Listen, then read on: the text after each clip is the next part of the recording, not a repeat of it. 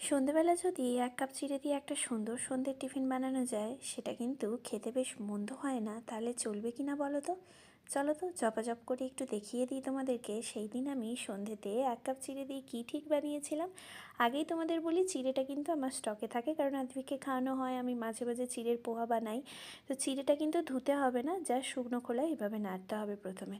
চিড়ে কিন্তু পুরোপুরি ডিপ ফ্রাই করাও যায়। আমরা অল্প তেল খাবো বলে অ্যাভয়েড করেছিলাম। প্রথমে আমরা একটু রোস্ট করে নিয়েছিলাম, তারপর ওপর থেকে 2 স্পুন মতন সাদা তেল দিয়েছিলাম।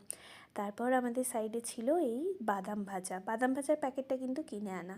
আমরা ভাজা বাদামটা ওর সাথে অ্যাড করে চিড়েটা দেখো হালকা ফ্রাই করে নিয়েছি। তোমরা ডিপ ফ্রাইও করতে পারো, ডিপ ফ্রাই করলে অনেকটা কুড়মুড়ে হয়। তারপর 6-7টা কারি পাতা তুলে এনে আদিভিকে একটু চুমু খেয়ে আবার শুরু করে দিলাম রান্নাবান্না করা। তেলে দিয়ে দিয়েছিলাম ফোড়নে এই কারি পাতা। সুন্দর করে সবটা ভাজা হয়ে যেতে একটা বলে আমি তুলে নিয়েছি। সাইডে আমি ভেজে নিয়েছিলাম কিছুটা পাঁপড়। কি করব চলো আস্তে আস্তে সেটাও বলবো। পেঁয়াজ কাট করে, ধনেপাতা কাট করে, তার সাথে লঙ্কা কাট করে সব কুচি কুচি করে এর সাথে অ্যাড করে দিতে হবে। তারপরে ওই কুড়মুড়ে পাঁপড়গুলো ভেঙে গুঁড়িয়ে অ্যাড করে দাও।